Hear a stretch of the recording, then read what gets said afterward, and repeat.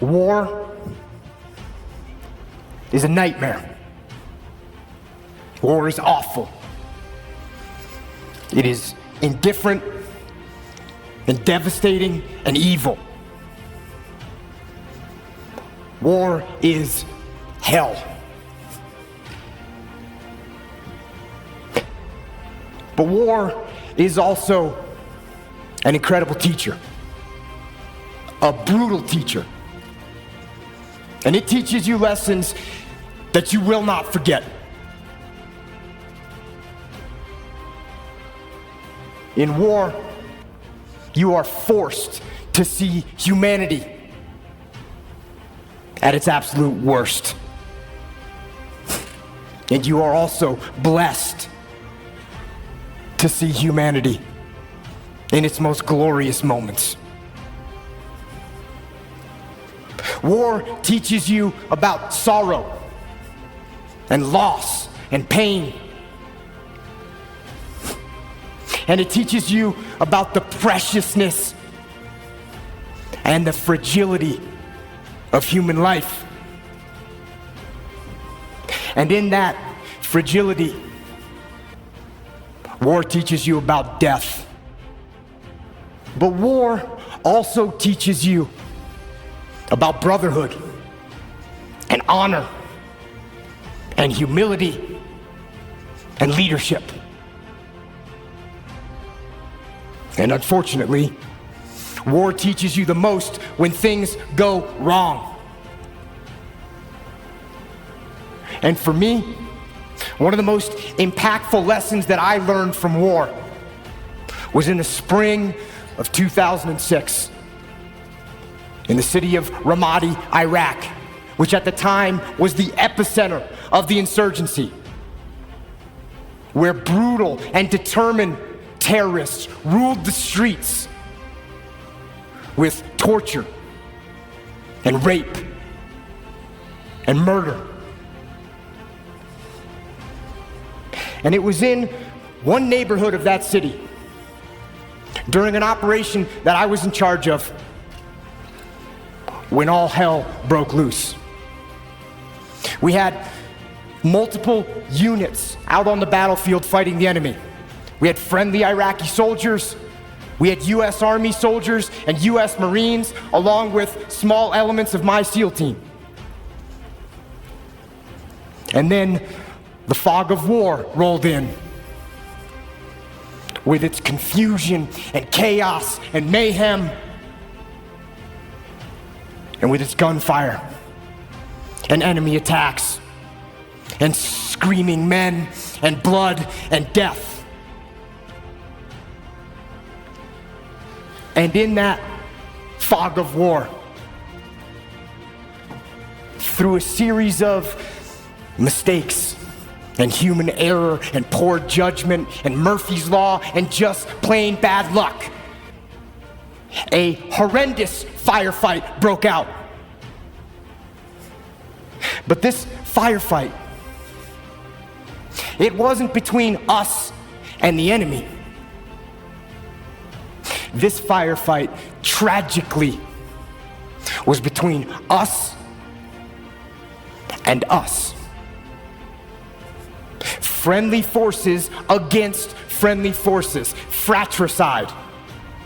The mortal sin of combat. And the most horrific part of war.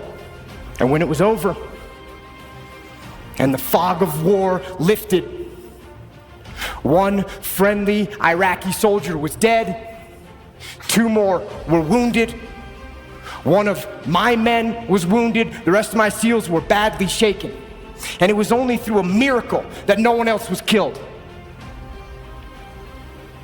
And it was reported up the chain of command what had happened. That we had fought and wounded and killed each other. And when we got back to base, things didn't get much better. There was a message waiting for me from my commanding officer. And it said, shut down all operations.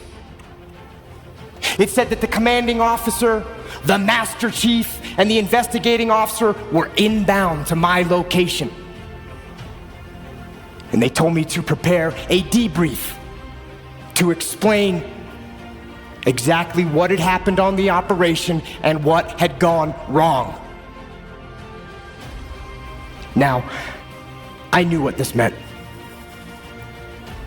It meant that somebody had to pay. It meant that somebody had to be held accountable. It meant that somebody had to get fired for what had happened. So, I began to prepare my debrief. And in it, I detailed every mistake that was made and who made it.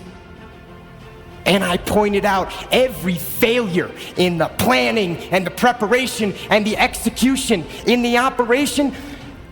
And I pointed out who was responsible for that failure. There was plenty of blame to go around. There were so many people that I could incriminate with guilt. But something wasn't right.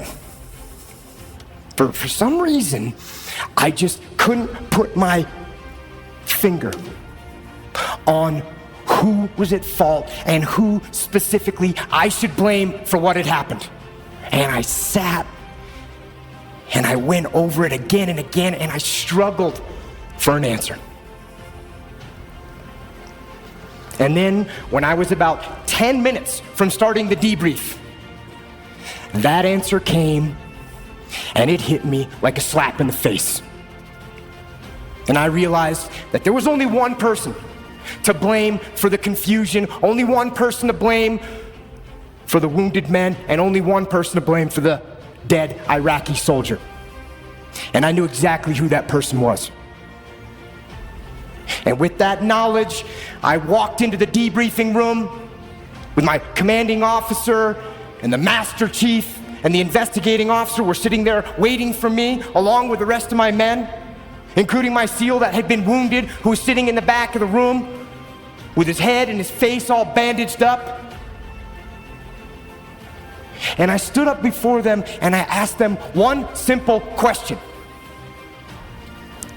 Whose fault was this? One of my SEALs raised his hand and he said it was my fault. I didn't keep control of the Iraqi soldiers I was with, and they left their designated sector, and that was the root of all these problems. And I said, no, it wasn't your fault. And then another SEAL raised his hand and said it was my fault. I didn't pass our location over the radio fast enough so no one knew what building we were in, and that's what caused all this confusion. It was my fault. And I said, no, it wasn't your fault either. And then another SEAL raised his hand and he said, boss, this was my fault. I didn't properly identify my target, and I shot and killed that friendly Iraqi soldier. This was my fault. And I said, no, this wasn't your fault either. And it wasn't yours or yours or yours, I said as I pointed to the rest of the SEALs in the room. And then I told them that there was only one person at fault for what had happened. There was only one person to blame. And that person was me. I am the commander. I am the senior man on the battlefield, and I am responsible for everything that happens.